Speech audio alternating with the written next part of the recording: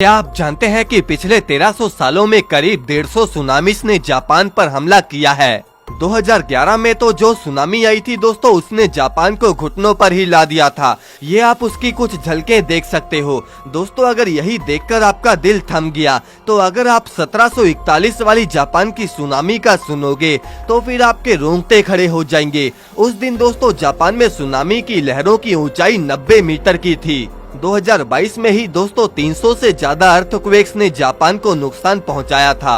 और सुनामीस का मेन कारण भी आप जानते होंगे कि अर्थक्वेक्स ही होते हैं। अब आखिर जापान इन सुनामीस का सामना कैसे करता है? आखिर जापान में ही इतनी सारी सुनामीस और अर्थक्वेक्स क्यों आते हैं? सभी सवालों के जवाब दोस्तों आज हम आपको इस वीडियो में देंगे। तो चलिए वीडियो को स्टार्ट करते हैं। दोस्तों जो 2011 में सुनामी आई थी उस समय 55 मीटर की लहरें जापान में घुसी थी। दरअसल जापान की 2011 की सुनामी से पहले वहां के समुद्र में एक 9.1 मैग्नीट्यूड का भूकंप आया था और वो भी पूरे 6 मिनटों तक चलता रहा और इसी से समुद्र में 55 मीटर की लहरें पैदा हुई थी। उस दिन सुनामी की लहरें शहर में 10 किलोमीटर अंदर तक आ चुकी थी।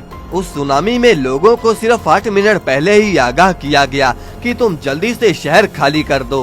हजारों लोगों को उस समय भागने का मौका तक भी नहीं मिला। 2,28,000 लोग बेघर हो गए थे और 15,000 लोगों की जानें चली गई थी। अब आखिर जापान हमेशा सुनामी की लपेट में ही क्यों रहता है? दरअसल इसकी मेन वजह है जापान की जियोग्राफिक लोकेशन। पैसिफिक ओशियन में ये जो आप देख रहे हो इसे द रिंग ऑफ फायर कहा जाता है।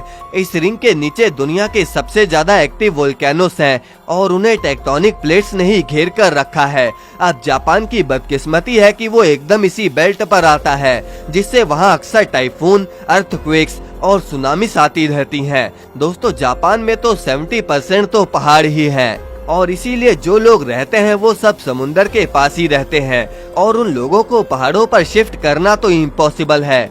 इसीलिए जापान ने दोस्तों समुंदर के आसपास एक दीवार बनाई है। वो दीवार 2.4 किलोमीटर लंबी और 10 मीटर ऊंची है जिससे सुनामीस काफी हद तक रुक जाती हैं। लेकिन 2011 वाली सुनामी 15 मीटर ऊंची लहरों की थी और इसीलिए कई जगहों पर तो जापान की ये सी वॉल तक टूट गई थी।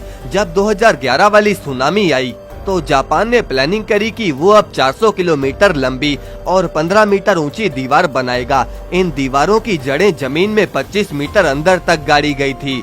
इन वॉल्स का डिजाइन भी सुनामीस के इफेक्ट को कम करने वाला ही बनाया गया था। इस दीवार को बनाने से पहले जापान ने सिमुलेटर पर यह चेक किया कि कितनी ऊंची और मोटी दीवार सुनामी से उन्हें बचा सकती है। उन्होंने देखा कि 2011 वाली सुनामी ने डायरेक्टली तो नहीं लेकिन इनडायरेक्टली तोड़फोड़ करके उसने जापान को बड़ा नुकसान पहुंचाया था और इसीलिए जापान ने दीवारों को कुछ ऐसे कर्व्ड शेप में बदल दिया जिससे सुनामीस की लहरों का प्रेशर टूट जाएगा। जहां ज्यादा सुनामीस आती हैं उन जगहों पर तो जापान ने ब्रेक थ्रू वाटर सिस्टम बनाया है। दोस्तों जो वहां के आसपास के लोकल लोग हैं वो इस दीवार से बिल्कुल भी खुश नहीं हैं क्योंकि ये दीवारें 4 मंजिला बिल्डिंग के बराबर हैं और उन्हें ऐसा लगता है कि मानो वो जेल में बंद हैं। और ऐसा करने से एक्सपर्ट्स का ये मानना है कि अब जापान अपने टूरिस्ट खो बैठेगा। दोस्तों सुनामीस 2 तरह की होती हैं, एक लेवल 1 सुनामी और दूसरी लेवल 2 सुनामी। लेवल 1 वाली सुनामी में लहरें 15 मीटर ऊंची होती हैं जिसे ये वॉल रोक लेगी। लेकिन जो लेवल 2 की सुनामी है वो भले हर 100 साल या 1000 सालों में एक बारी आती है लेकिन ये सी वॉल्स उन लहरों को रोक नहीं पाएंगे और इसीलिए जापान ने हॉटस्पॉट लोकेशन पर सुनामी मिटिगेशन पार्क बनाने शुरू कर दिए। अब इसमें जो पेड़ लगे होंगे वो एक तो पानी का प्रेशर कम करेंगे और दूसरा जब समुंदर का पानी वापस जाए तो उस समय वो चीजों को समुंदर में खींचता है और इसीलिए पेड़ पौधे उसे रोक लेंगे। जापान ये बात अच्छे से जानता है कि ये सी वॉल्स उनकी इस प्रॉब्लम का कोई परमानेंट सोल्यूशन नहीं है और इतना खर्च करके जापान ने अपने लोगों के लिए सिर्फ समय ही खरीदा है। तो दोस्तों ये थी हमारी आज की वीडियो। आप अपने विचार हमें कमेंट में जरूर बताएं और इस वीडियो को लाइक करके चैनल को सब्सक्राइब जरूर कर दें।